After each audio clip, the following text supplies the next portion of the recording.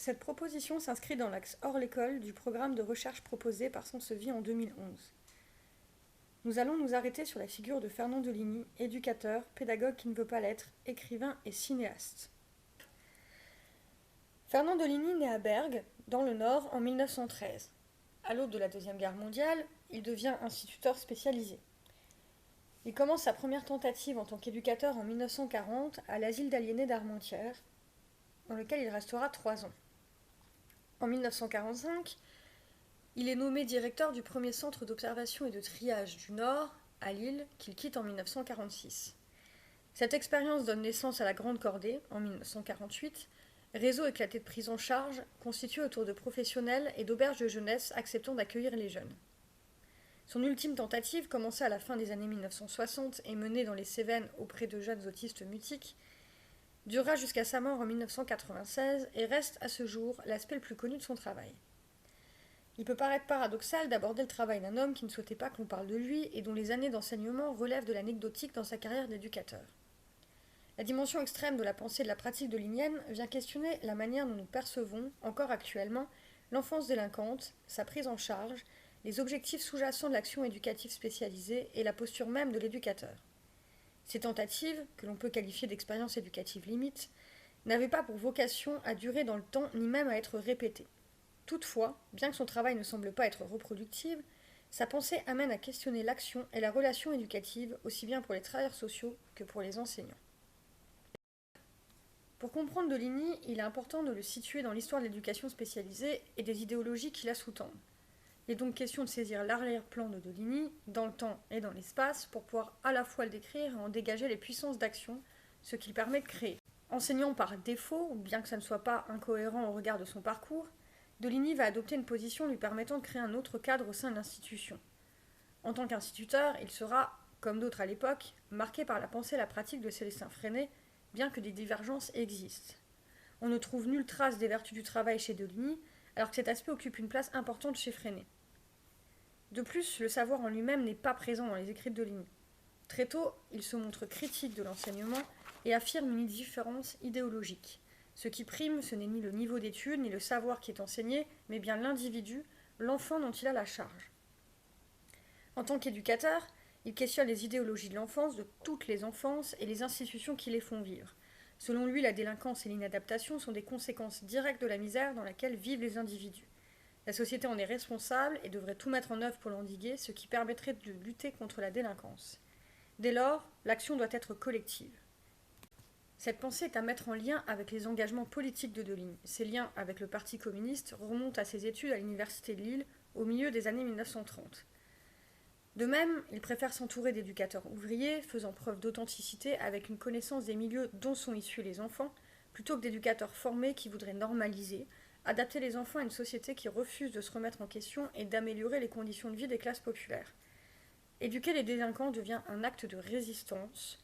Parce que l'éducateur connaît la misère et les difficultés rencontrées par l'enfant, il peut faire preuve de fraternité avec celui-ci. Ainsi, l'action va viser à transformer la société et bénéficie donc à tous. Dès lors, voir l'éducateur comme Deligny, c'est penser l'authenticité de l'attitude, la fraternité, la primauté de l'expérience sur l'instruction et les diplômes.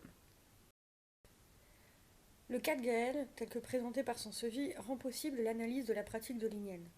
Il s'agit de faire perdurer le projet didactique malgré les difficultés rencontrées. Non pas de soigner celles-ci, d'en traiter les origines, mais d'empêcher leur manifestation. Si les circonstances dans lesquelles sont placés les jeunes entraînent une adaptation de l'enfant à celle-ci, et donc rendent impossible toute évolution, il faut dès lors agir sur ces circonstances en elles-mêmes. C'est pourquoi Deligny refuse l'enfermement et les conditions artificielles de prise en charge des délinquants. Celles-ci ne peuvent qu'engendrer des réactions elles-mêmes dénuées d'authenticité et rendre impossible tout travail éducatif de fond et pérenne. Pour ce faire, Deligny travaille sur le milieu dans lequel sont intégrés les enfants et multiplie les occasions. Il s'agit de générer les conditions permettant aux jeunes de se recréer. Deligny cherche donc à réparer le rapport entre l'individu et la situation, entre le délinquant et sa prise en charge. Il se place dès lors à la marge des institutions pour détourner l'institué en refusant l'usage de la morale bourgeoise, des punitions, des tests et des diagnostics qui impliquent une étiquette dont l'enfant ne peut se séparer. Il n'est ainsi pas question de couper l'enfant de son milieu d'origine, mais bien d'avoir une action sur celui-ci. Comme dans le cas de Gaël, il est question de rendre impossible toute existence du contrat initial classique. Les réactions habituelles des jeunes ne permettent plus de répondre à la situation. Ils sont désarçonnés par les circonstances nouvelles proposées par Deligny, plus particulièrement par l'absence de punition. Tout comme l'intervenant avec Gaël, Deligny produit de nouveaux milieux, entraînant un nouveau contrat. Cela empêche les jeunes de rester piégés dans ce contrat, dans lequel ils s'étaient habitués et adaptés, sans pour autant que celui-ci permette un apprentissage ou toute évolution dans le comportement de l'enfant, et force ce dernier à s'ajuster. Dans le cas de Lucien et Cahu, pris en charge par la Grande Cordée, le problème rencontré par les jeunes est celui de leur place, de leur avenir. Ce milieu didactique est un milieu soi. Pour permettre aux jeunes de résoudre ce problème, Deligny multiplie les circonstances et les occasions, jusqu'à trouver la bonne, celle qui permettra à l'enfant de réorganiser ses connaissances, de se recréer. Il modifie le contrat, empêchant le jeune délinquant d'agir comme il l'aurait fait en temps normal, et l'obligeant d'une certaine façon à s'adapter. Dans cette dialectique contrat-milieu, Deligny joue sur les milieux, à la fois didactique et environnemental. L'environnement dans lequel les jeunes sont placés devient un espace à découvrir, un problème à résoudre pour trouver la solution à celui posé par le milieu soi. Toutefois, cette action est précaire, comme nous pouvons le voir dans les histoires de Lucien et Cahu. L'enfant se recrée dans un milieu spécifique, il se libère de son étiquette de délinquant, peut devenir un autre plus proche de lui-même. Si ce nouveau milieu disparaît, tout est à refaire et l'enfant repart de zéro. L'action de Deligny, qui porte ses fruits comme il nous donne à lire dans La Grande Cordée, reste suspendue aux circonstances offertes par la société sur lesquelles Deligny ne peut agir. Sanseville note donc qu'il y a rupture dans l'action de l'intervenant, entraînant deux stratégies pour ce dernier. La première consiste à résister à la didactification. Deligny se montre très critique des attentes des institutions qui souhaitent des résultats rapides et nie la temporalité longue de l'action éducative dont on ne saurait voir les effets immédiatement. Il ne formule pas d'attente quant au comportement des jeunes délinquants et se méfie de toute rééducation qui voudrait transformer l'enfant dans un laps de temps très court, attendant de lui un changement de comportement notable qui ne serait pas pour autant authentique et pourrait relever seulement d'une adaptation de l'enfant aux demandes de l'institution et non aux exigences de la vie en société. La deuxième stratégie vient bousculer la place de chacun, la relation didactique entre l'élève et l'intervenant dans le cas de Gaël. L'enfant a la place d'interroger l'adulte. Chez Deligny, l'adulte ne se positionne pas comme supérieur à l'enfant, ne lui en pense pas son bon vouloir, mais bien comme frère. Cette fraternité, tout comme l'authenticité des éducateurs, vient rompre les habitudes des enfants habitués aux surveillants de l'administration pénitentiaire ou asilaire. Nous avons pu voir que le jeune n'apprend pas directement de Deligny qui n'enseigne pas. Il apprend par le milieu que Deligny crée de celui-ci. Deligny, dans sa mise en place d'un milieu aussi proche possible que celui dont viennent les enfants, ouvert, différent en tout point des institutions de l'époque, est déjà, comme le dit Sanseville, la première expression de l'action didactique conjointe. Le milieu didactique occupe ainsi une place centrale dans la place delignienne. L'éducateur s'efface pour devenir architecte des conditions de l'éducation du jeune délinquant. Le savoir a deux dimensions, pratique et épistémique, qu'il faut pouvoir faire advenir ensemble. Si la puissance d'agir recherchée est celle de l'émancipation, de la recréation de soi, de la libération, il faut que l'enfant possède les éléments à la fois épistémiques et pratiques de cette émancipation. Le savoir en tant que tel n'occupe pas une place formelle chez Deligny, il n'est pas question d'enseignement. Toutefois, ce savoir théorique se construit au contact des éducateurs, aussi bien pour les adultes que pour les enfants, ainsi que des professionnels du réseau de la Grande Cordée.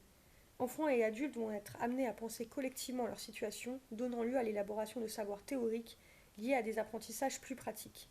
Ces deux dimensions, tissées entre elles, augmentent la puissance d'agir, rendent possible l'émancipation, la libération du jeune délinquant. Ces deux aspects prennent une dimension particulièrement atypique chez Deligny qui ne représente pas pour autant un renoncement de l'adulte à éduquer. Ces retraits, aussi bien de l'adulte que du savoir, ont pour objectif de laisser la place à l'autre, à ses capacités, à ses possibilités d'adaptation, toujours pensées selon lui et non selon les normes dominantes. Deligny nous invite à penser la prise en charge des enfants en difficulté au regard du milieu soi, pour permettre à l'enfant de trouver sa place, de s'insérer. Pour ce faire, il multiplie les circonstances, joue sur le milieu didactique pour que l'enfant puisse résoudre les problèmes liés à l'étiquetage et l'insertion dans un monde qui ne semble pas vouloir de lui. La forme scolaire pourrait gagner à s'inspirer de cette multiplication des occasions. S'il y a résistance du milieu, que les signes ne font pas sens, peut-être est-ce la circonstance qui est à changer pour redistribuer les cartes du problème, pour permettre à l'enfant de se voir comme autre que délinquant, fou, irrécupérable, sans avenir. La limite d'une telle action se situe toutefois au-delà de la forme scolaire. Elle touche à la société en elle-même, et sans transformation politique, cette proposition semble, si ce n'est vouée à l'échec, vouée à rester de l'ordre de l'utopie.